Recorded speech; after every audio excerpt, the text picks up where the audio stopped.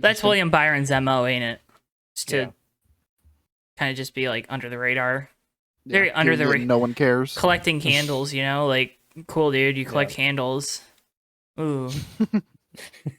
Don't know what that means. We'll have to unpack that one later, I guess.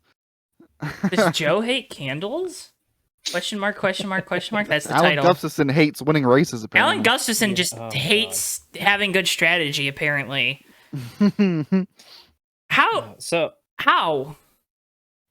I don't know. I can actually play a little bit of devil's advocate here, because a friend of ours in another Discord server we're in, who's worked for multiple teams, shared his spreadsheet they use for calculating fuel mileage, and he's like, as you can see, there's a lot of variables, but it doesn't change the fact that they screwed up big time when they absolutely couldn't. But it makes it a little more justifiable when you see like just how much math goes into all the fuel calculations. But still, for sure.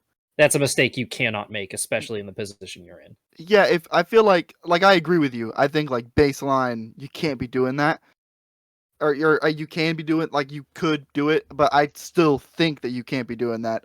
You're a top tier Cup Series team. Yeah.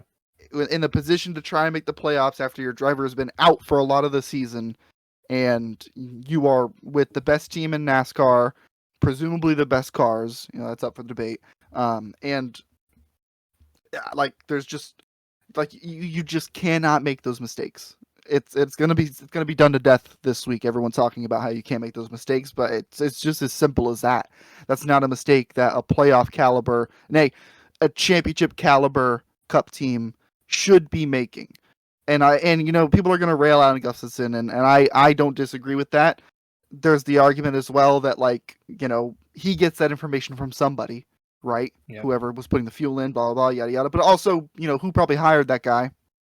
Well, You know, the buck does stop with Alan Gustafson. It's going to be a rough week for that 9 team, probably behind the scenes and in the public eye. so I got a couple thoughts. First off, you're not in this position. We talked about Chase getting hurt, right? Whatever, you know, you gotta let people live their lives, even when they're professional athletes. They assume risks, and they have to be okay with the consequences of taking those risks. However, you know, the whole Charlotte ordeal that lost him points in that race alone, most likely, because he talked about how the car was wrecked. But I don't know, maybe could have figured it out. But you know, then missing a race at Gateway, and people are like, "Well, the 9 car wasn't good at Gateway." I'm telling you, if Chase Elliott's in that car, they don't finish 30th. Like, Right. Yeah. It's been a season, and you talked about a championship caliber team. The 9 team isn't a championship caliber team. Nothing this year. Even when Josh Berry was in the car and doing well, you know, and then you say, well, Chase Elliott has experience in the next gen car. He should be able to kind of, you know, let's add 10 positions to where Josh Berry finishes for Chase Elliott or whatever it is. Mm-hmm.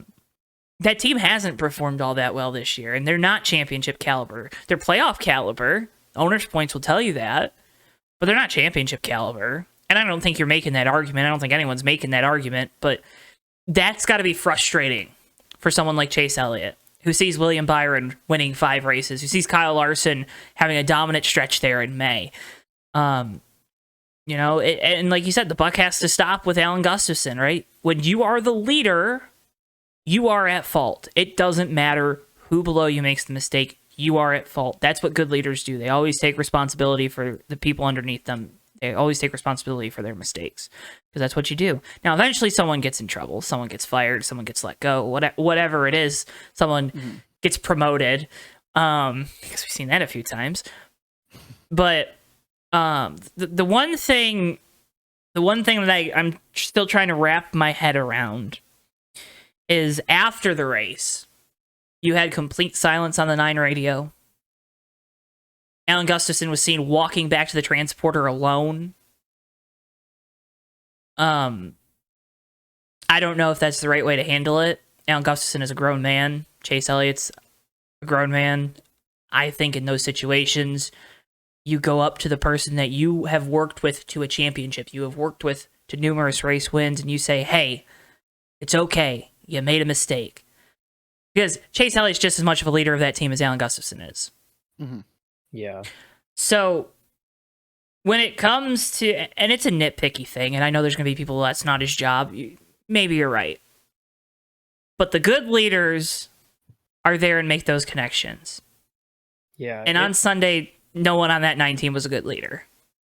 It reminds me, there's a moment I always go back to when it comes to stuff like that. It reminds me a lot of the talk, again, quick football analogy, like when you think of a quarterback, like not throwing passes isn't just your only responsibility, it's being a leader and being there for your guys and taking responsibility. And the ultimate moment in like being there for your guys, even in a moment where they screwed it up for you, is 99 Japanese Grand Prix. It's Michael Schumacher versus Mika Hakkinen for the title. Schumacher's trying to win Ferrari's first title in 19 years, and he grenades a motor in the last race of the season with the championship in hand. And Schumacher gets back to the pits, and what he does is he goes to every single Ferrari mechanic and he shakes every one of their hands and thanks every single one of them for everything they did the whole season. Like, that's the kind of example that you set if you want to be the guy. And I know Chase Elliott is not the most personable guy, but like, you got to step up in that moment. You know, I know you're frustrated, but that's your team and those are your guys. And you know, it's you haven't put them in the best spots and they haven't put you in the best spots. But in the end, you're a team and you all have the same goal in mind. But this is also a great example of the burden of expectations, because it's really hard to expect a team and a driver to perform at a super high level when your driver's coming off of injury, so you don't know if he's fully at 100%, and B, the team has to deal with the fact that for the first half of the season, you didn't know who was going to be driving your car every week. So I think that's a big part of it. It's the whole year's just been a mess, and like it almost feels a little unfair to throw these expectations of like, well, Chase Elliott has to be a title contender this year with the hell that the first half of their season has been. But that is the burden of expectations when you are a cup champion already. Like, you have to perform. Yeah, no, I agree with all that. I think it's to your point too about like all the uncertainty at the start of the season. I mean, I don't know if you guys have ever experienced this being a Floridian, you know, like how many school years I've had where like I was out for like days upon days, months into the school year for hurricanes or whatever. It never feels like the school year again after that, just because it was like so sporadic and stuff before. Like, it takes forever to get into the groove. Like, oh yeah, I'm going to school now, I'm a kid, yada yada, all that stuff. Like, it's probably no different in the Cup Series. Like, having a spot, like, it is not the driver's fault, but having like a spotty driver situation. Like, you have no idea who's going to be in the car, you have no idea who you're working with, you have no idea what their preferences are. I mean, it's just everything is thrown out of whack, and then having to get that back with your main driver. And if Watkins Glen is any indication, I'm not saying that it is, but if it's any indication, there's a lack of leadership and ownership and responsibility among that team. I mean, you're going nowhere. Consistency helps, of course, but like when the times get tough like they are right now, the team body language, for lack of a better term, looked terrible after Watkins Glen. That's not what you want to see. As if you were a fan of the 9 team, you don't want to see that. I mean, it's just you don't want to see everyone look dejected. You know, yeah, there are Monday meetings and stuff. I'm sure it's all like everyone's trying to get all motivated now, but like it's too late. Like, you were in the down of the dumps, and everyone was on their own. And there's nothing worse than, you know, being down in the dumps, especially in a sports situation where you have a team being down and being just completely like isolated from the leaders of your team. It's just not a good show of confidence. And, you know, we're not in the race team. This is all just conjecture, but like, it's everyone could see Alan Gustafson walking back to the haulers alone. Everyone can tune into the scanner where there were no communications through almost through the rest of the race, as far as like, you know, after that moment. You know, it's just really bad vibes. Yeah. Really bad vibes. I've seen teams like of like fast food employees that have better morale and teamwork than like what I saw on Yeah, Sunday. I've been on some of them, you know. It's just like it's amazing to me that a team of that and you say they're not championship caliber. I mean more like they have won a championship. Like they're pedigree, but not caliber. There you go. That's a lot. I think better. what Joe's saying is this year they haven't been a championship caliber team, but they absolutely should be. They have the pedigree. That's what I've been meaning to say. I appreciate it. But yeah, I mean, like you don't expect to see that out of a team that has won races and championships and done what they've done. Not it's to really mention, surprising. like it's coming from the same team too that had Chad Knaus, Steve Letarte, Cliff Daniels, like some of the best cheerleaders over the radio you've ever heard. And Alan Gustafson is in that same organization, and that's the way they react to adversity.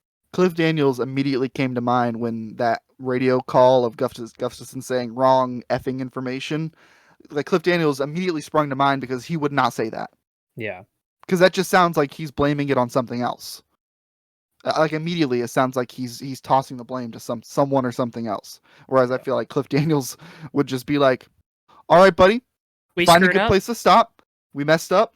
We let you down, and we're gonna do X, Y, Z from here." Like he would lay it out, you know, and it to immediately blame something else, to immediately say wrong information. That's not, dude. Come on. Like, if you gotta say that, you say that over the private channel. You don't let the driver hear that. Correct. Exactly. Especially. You just don't say it. Like, let's be real. You don't say it. You gotta work with those guys for another 11 weeks at least. So yeah. I mean, prime example was last week when McDowell was out front and his spotter was coming over the private channel complaining about the lapped cars and never once said a word to Michael because they're like, our driver needs to stay cool right now. Yeah. Mm-hmm. Like we're pissed off right now, but we're not gonna let it affect him. All right, wrap up this topic. Does Alan Gustafson make it, or does he stay the crew chief for the 9 next year? Yes or no? No explanation. I just want a yes or a no. Yeah. Yeah. Even though he shouldn't be, in my opinion, after this, yeah, he will be. Yeah, I think so too. Yeah. Rick Hendrick is famously loyal to his crew chief. Ice is thin.